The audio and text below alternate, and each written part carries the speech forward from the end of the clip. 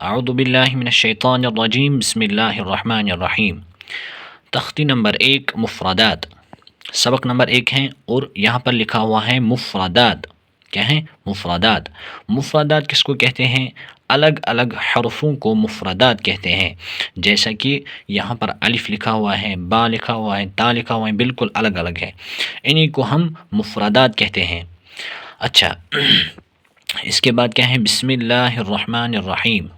جو میں نے کل ویڈیو اپلوڈ کی تھی اس میں نے بتایا ہے کہ اعوذ اور بسم اللہ کو ہم کیسے ادا کریں۔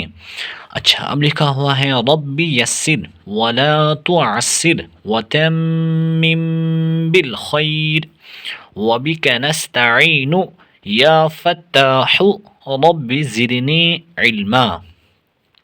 اچھا، جب تک آپ کے یہ حروف ہیں، جو یہ نیچے حروف ہیں، جب تک آپ کے یہ اچھی طرح آپ ان کی مشق نہ کریں گے تب تک آپ کا یہ جو اوپر والا رب یسر ہے یہ تب تک آپ کا اچھی طرح ٹھیک نہیں ہوگا۔ اس کے لیے کیا کرنا ہے آپ کو؟ اس کے لیے آپ کو نیچے اچھی طرح مشق کرنی ہے۔ چلو ہم شروع کرتے ہیں الف سے۔ الف الف الف کو کیسے ہمیں ادا کرنا ہے؟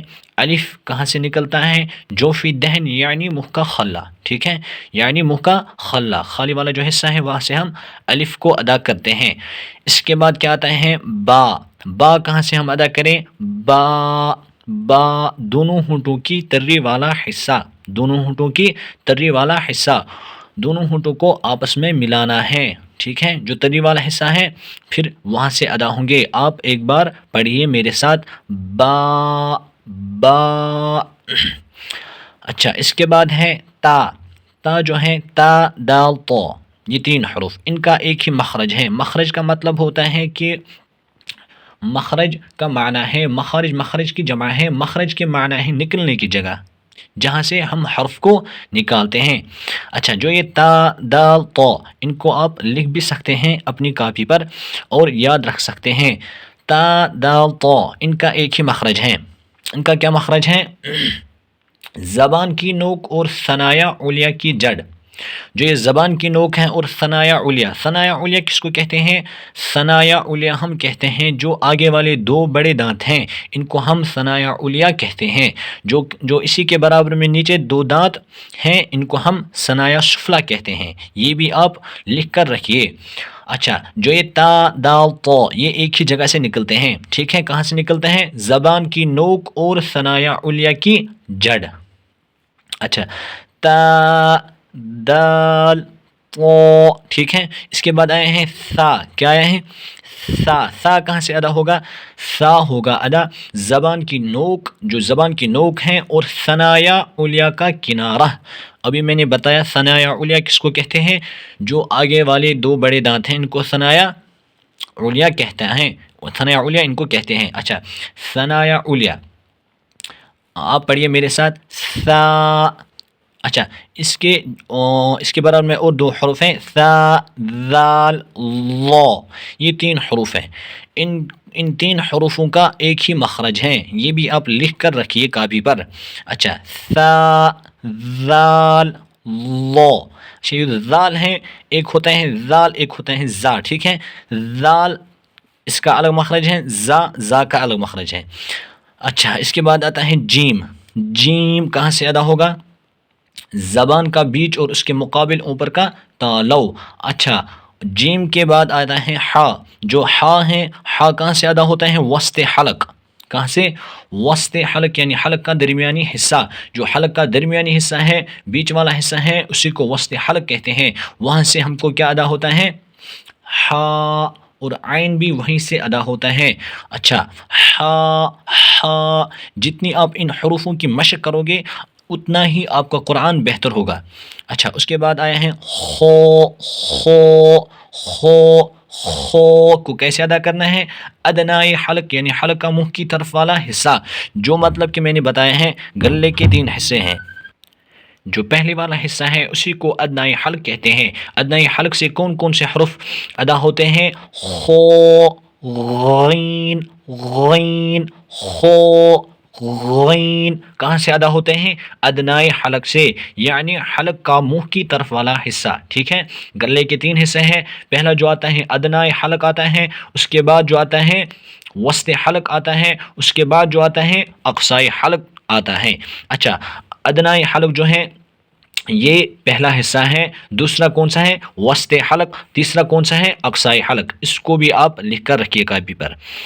اچھا، اب ہم کو پڑھنا ہے دال۔ دال ہم نے ابھی میں نے اوپر بتایا تا دال تو، یہ ایک ہی جگہ سے ادا ہوتے ہیں، کہاں سے؟ زبان کی نوک اور ثنایا علیہ کی جڑ، تا دال تو، ٹھیک ہے۔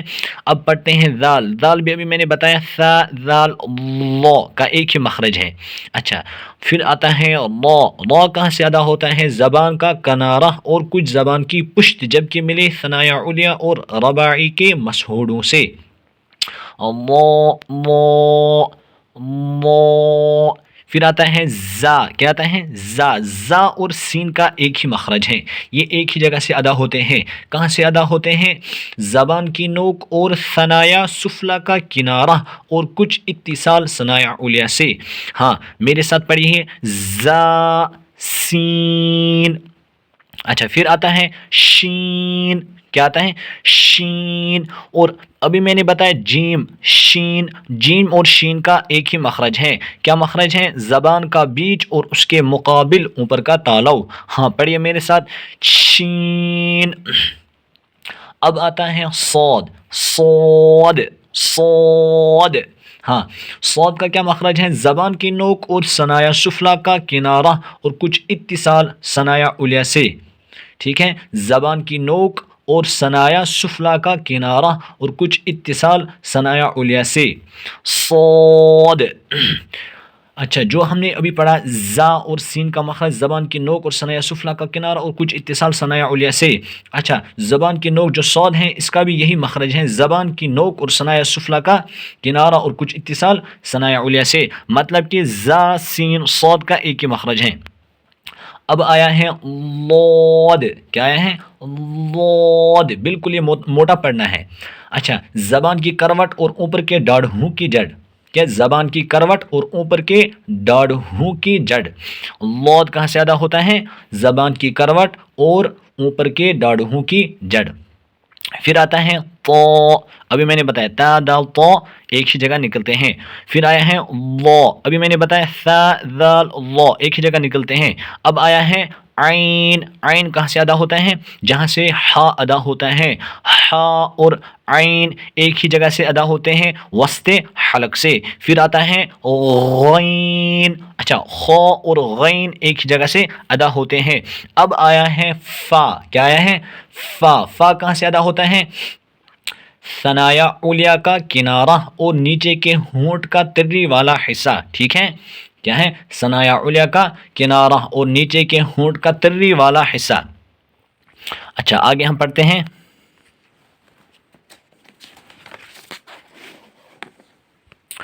اب آیا ہے قوف، کیا آیا ہے؟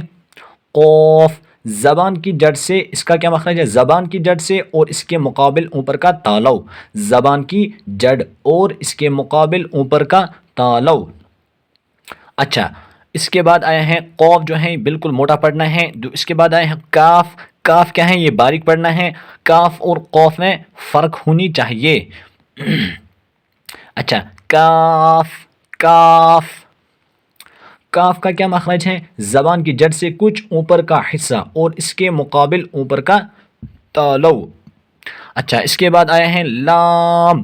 تھوڑا ان سب حروفوں میں جہاں پر آپ کو دکھ رہا ہوگا لام الف میم، اس کے سائڈ میں چھوٹا لکھا ہوا ہے لام الف میم، جہاں بھی الف ہوگا، جیسے کہ یہاں پر لام الف، الف آئے ہیں بیچ میں، وہاں پر ہمیں تھوڑا کھینچ کر پڑھنا ہوتا ہے۔ اسی طرح لام لام۔ لام کا کیا مخرج ہے؟ زبان کا کنارہ اور لاحق سے لے کر، ایک ضاحک سے لے کر دوسرے ضاحک تک، اور اوپر کے دانتوں کے مسہوڑے، ٹھیک ہے۔ لام لام۔ اچھا، میم میم۔ دونوں ہونٹوں کی خشکی کا حصہ، کیا ہے؟ دونوں ہونٹوں کی خشکی کا حصہ، میم۔ جیسے ہم با نکالتے ہیں، با، اس جگہ ہمیں دونوں ہونٹوں کو ملانا ہے، وہ بھی جو تری والا، جو تری جہاں پر تری ہوتی ہے انسان کو، وہیں پر ہمیں ملا کر پڑھنا ہے۔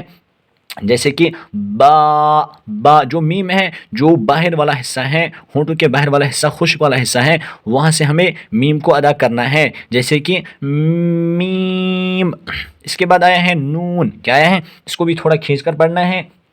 نون کا مخرج ہے زبان کا کنارہ ایک ناپ سے لے کر دوسرے ناپ تک اور اوپر کے دانتوں کے مسوڑے۔ نون، نون ہونٹوں کو گول کر کے تھوڑا، ہونٹوں کو تھوڑا گول کر کے گول کرنا ہے، اور اس کے بعد ادا کرنا ہے نون کو۔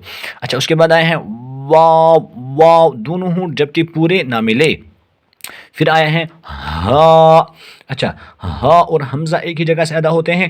اقصائی حلق یعنی حلق کا آخری سینہ کی طرف والا حصہ، ٹھیک ہے، اقصائی حلق۔ اقصائی حلق کس کو کہتے ہیں؟ جو آخری گلے کا جو آخری حصہ ہے اس کو اقصائی حلق کہتے ہیں، وہیں سے حمزہ اور ہا ادا ہوتے ہیں۔